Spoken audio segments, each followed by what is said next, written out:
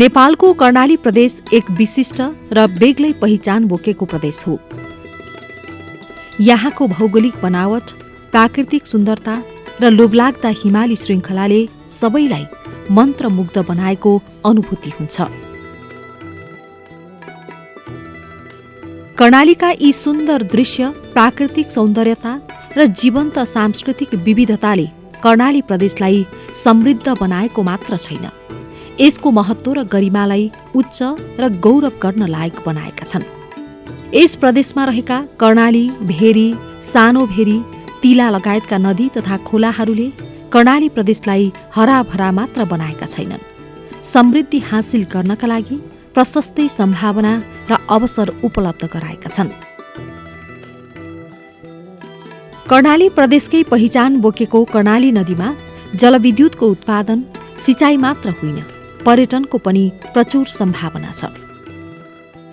प्रकृतिले दिएका यी अनुपम उपहारका साथै विभिन्न भाषा, साहित्य एवं सांस्कृतिक र ऐतिहासिक रूपले पनि कर्णाली प्रदेश धनी छ।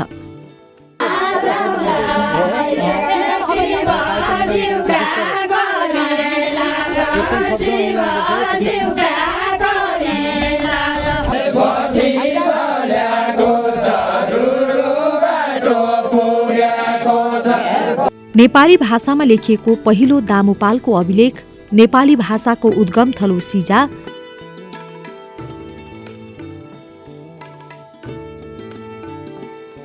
नेपालको सबैभन्दा ठूलो रारा ताल, सबैभन्दा गहिरो फोक्सुन्डो ताल, नेपालको सबैभन्दा ठूलो राष्ट्रिय निकुञ्ज, सबैभन्दा उच्च स्थानमा फल्ने मार्सी धान, दुर्लभ हिम चितुवा, नेपालका धेरै रैथाने वनस्पति पाइने कर्णाली प्रदेश प्राकृतिक रूपमा जति सुन्दर र सम्पन्न छ, त्यति नै पर्यटकीय दृष्टिले पनि महत्त्वपूर्ण रहेको छ।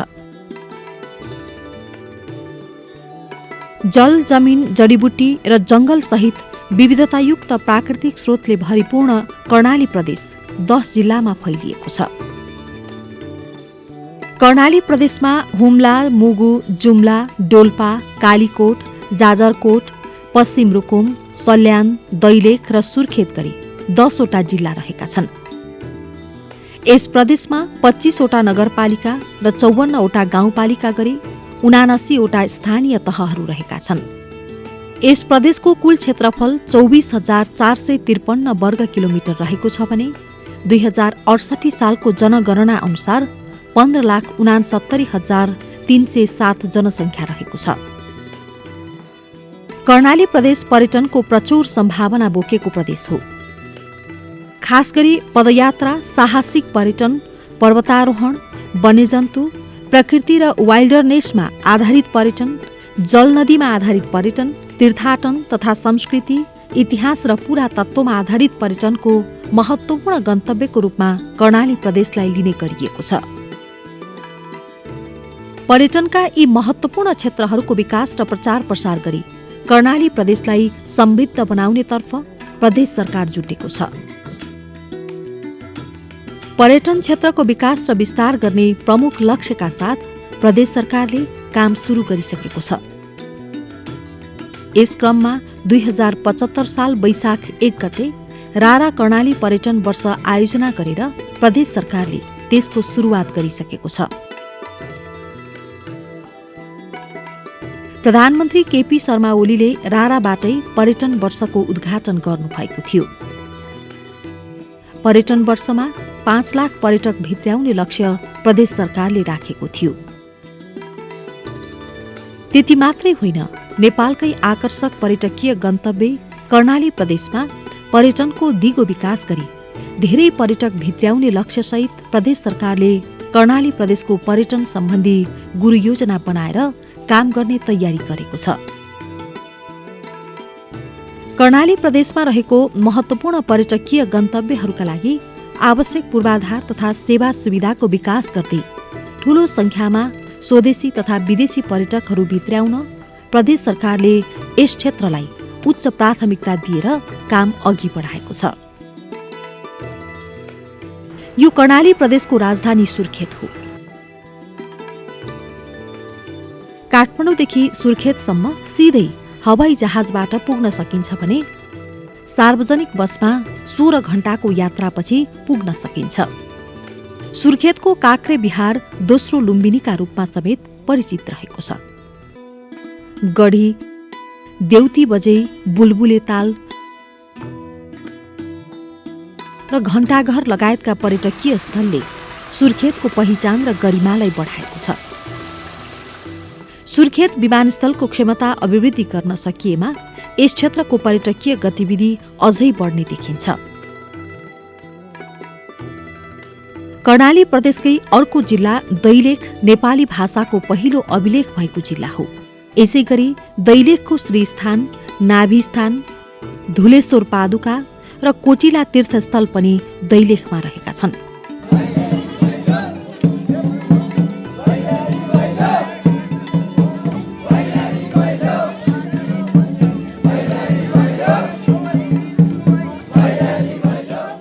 श्रीस्थान र नाभिस्थानमा रहेको कहिले ननिभ्ने ज्वालाले दैलेखको परिचयलाई जीवन्त बनाएको छ।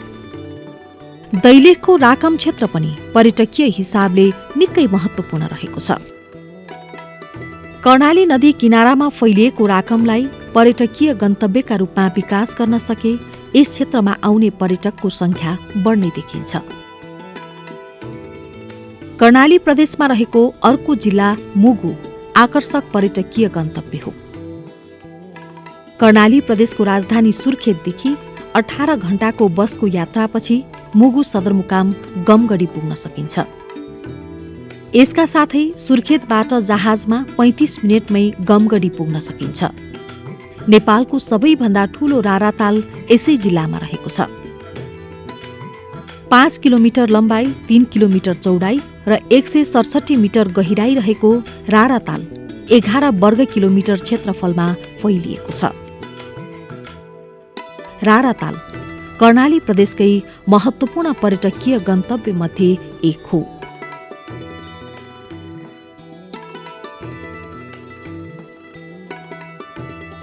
पछिल्ला केही वर्ष यता रारामा घुम्न पुग्ने पर्यटकहरूको संख्या बढ्दै गइरहेको छ।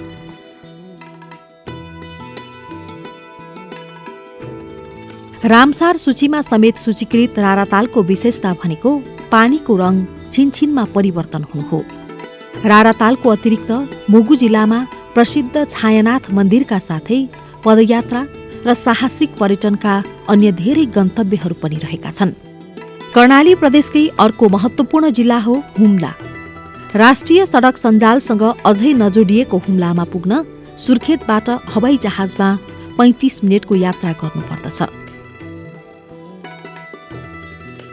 पहाडी जिल्ला हुम्लामा प्राकृतिक सुन्दरतासँगै जैविक विविधता र संस्कृतिको अपार भण्डार रहेको छ।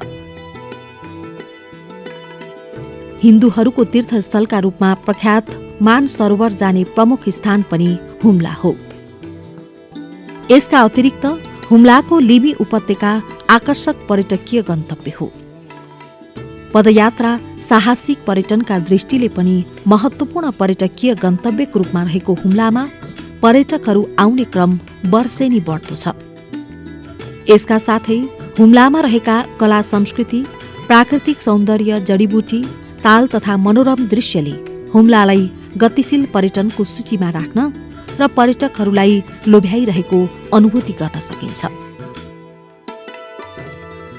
यसैगरी कर्णाली प्रदेशको अर्को जिल्ला हो जुम्ला। सुर्खेतबाट 12 घण्टाको बसको यात्रापछि जुम्ला पुग्न सकिन्छ भने सुर्खेतबाट हवाई जहाजमा 25 मिनेटमा पुग्न सकिन्छ।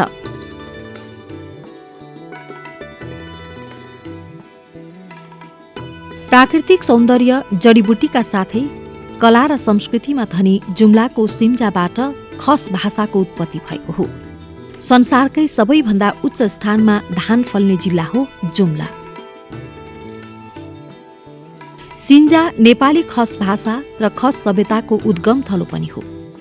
यहाँबाट सुरु भएको खस भाषा अहिले नेपाली भाषाको रूपमा बोलिँदै आएको छ। राराताल जाने प्रमुख स्थल पनि जुम्ला नै हो। जुम्लामा काञ्जिरोवा, पातारासी, वाक्की जस्ता हिमाल, पञ्चदेवल, तातो पानी, पाण्डु गुफा, विराज दरबार, चन्दननाथ मन्दिर, भैरवनाथ मन्दिर हेर्न लायक छन्। कर्णाली प्रदेशको डोल्पा जिल्ला अर्को महत्त्वपूर्ण पर्यटकीय गन्तव्य हो।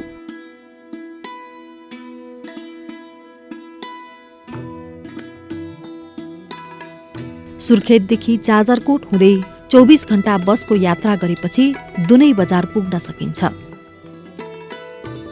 हवाई जहाजमा भने सुर्खेतदेखि 30 मिनेटको यात्रापछि डोल्पाको जुफाल विमानस्थल पुग्न सकिन्छ। देशको सबैभन्दा गहिरो तथा दोस्रो ठूलो ताल फोक्सुन्डो यसै जिल्लामा पर्दछ। फोक्सुन्डो ताल अवलोकन गर्नका लागि वर्षेनी धेरै पर्यटकहरू त्यहाँ पुग्ने गर्दछन्। प्रकृतिको अनुपम उपहार फोक्सुन्डो तालले आफैमा पर्यटकहरूलाई लोभ्याउने विशेषता बोकेको छ। पर्यटकहरूको सुविधाका लागि पूर्वाधार बन्ने क्रम जारी रहेको छ। तल्लो र माथिल्लो डोल्पा पदयात्राका लागि पनि उत्तिकै प्रसिद्ध छन्।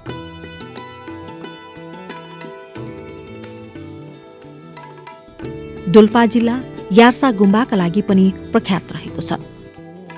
यसका साथै पदयात्रा, पर्वतारोहण र साहसिक पर्यटनका लागि पनि डोल्पा पर्यटकहरूका लागि आकर्षक गन्तव्य बन्दै आएको छ। कर्णाली प्रदेशको अर्को महत्त्वपूर्ण जिल्ला हो जाजरकोट। कर्णाली प्रदेशको राजधानी सुर्खेतदेखि 6 घण्टा बसको यात्रापछि जाजरकोट पुग्न सकिन्छ। प्राकृतिक स्रोत साधनले धनी यो जिल्ला प्राकृतिक विविधताले मात्रै होइन, कला संस्कृतिले पनि सम्पन्न छ। अमूल्य जडीबुटी, निरन्तर बगिरहेको भेरी नदी, ऐतिहासिक दरबारले जाजरकोटको परिचय बढाएको छ। भेरी नदी हुँदै कर्णाली चिसापानी पुलसम्मको साहसिक जलयात्रा निकै रोमाञ्चकारी हुने देखिए पनि त्यसले व्यावसायिक रूप लिन भने सकेको छैन। प्रदेश सरकारले साहसिक जलयात्रालाई व्यावसायिक रूपमा अघि बढाउने गरी काम सुरु गरिसकेको छ।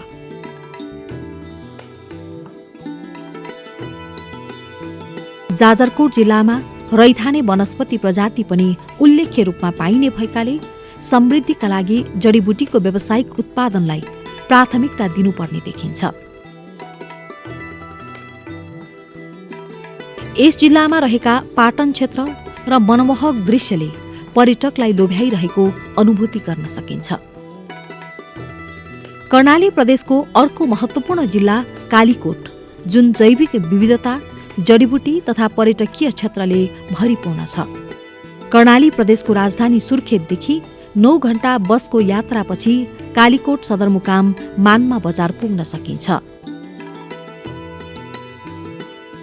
यहाँका देवल तथा मष्टका थानहरूको धार्मिक महत्त्व रहेको छ। कालीकोटको राजकोट, पञ्चदेवल, पातल छहरा लगायतले कर्णालीको वैभवता झल्काइरहेका छन् भने पर्यटकहरू यी प्राकृतिक र धार्मिक सम्पदाको अवलोकन गर्न यहाँ आउने गर्दछन्। यसका साथै कालीकोट पदयात्रा, पर्वतारोहण र साहसिक पर्यटनका लागि पनि उत्तिकै प्रख्यात रहेको छ। कर्णाली प्रदेशको कान्छो जिल्ला पश्चिम रुकुम सांस्कृतिक, धार्मिक तथा जडीबुटीका हिसाबले निकै प्रख्यात रहेको छ। सुर्खेतदेखि 8 घण्टा बसको यात्रापछि पश्चिम रुकुम पुग्न सकिन्छ। यस जिल्लामा मगर जातिको उल्लेख्य बसोबास रहेको पाइन्छ। धार्मिक तथा जडीबुटीका हिसाबले पनि रुकुम प्रख्यात रहेको छ। स्याप्रो ताल यस जिल्लाको महत्त्वपूर्ण पर्यटकीय स्थल हो। यसका साथै पदयात्रा, पर्वतारोहण र साहसिक पर्यटनका लागि समेत पश्चिम रुकुम राम्रो गन्तव्यको रूपमा रहेको छ। कर्णाली प्रदेशको अर्को पहाडी जिल्ला सल्यान पनि धार्मिक एवं पर्यटकीय दृष्टिकोणले महत्त्वपूर्ण रहेको छ। कर्णाली प्रदेशको राजधानी सुर्खेतदेखि 4 घण्टा बसको यात्रापछि सल्यान पुग्न सकिन्छ। यस जिल्लामा रहेको कुपुण्डे दह यहाँको धार्मिक र पर्यटकीय स्थलको रूपमा समेत प्रसिद्ध रहेको छ। यसका साथै खैराबाङ भगवती मन्दिर र छत्रेश्वरी मन्दिर प्रमुख धार्मिक स्थल हुन्। यसका अतिरिक्त अन्य पर्यटकीय एवं धार्मिक स्थलहरू यहाँ प्रशस्तै मात्रामा रहेका छन्।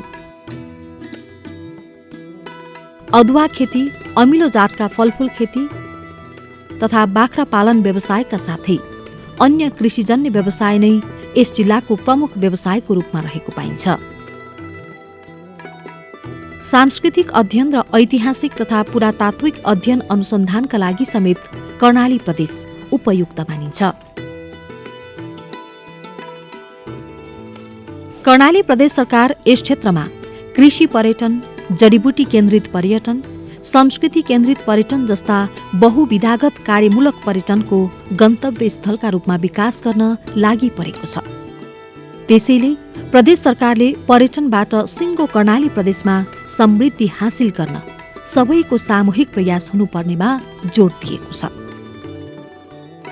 नेपाल भ्रमण वर्ष 2020 मनाइरहँदा कर्णाली प्रदेशमा धेरैभन्दा धेरै पर्यटक भित्र्याउन र पर्यटकको बसाई लम्ब्याउन प्रदेश सरकारले दीर्घकालीन र अल्पकालीन कार्ययोजना बनाएर कार्य गर्दै आएको छ।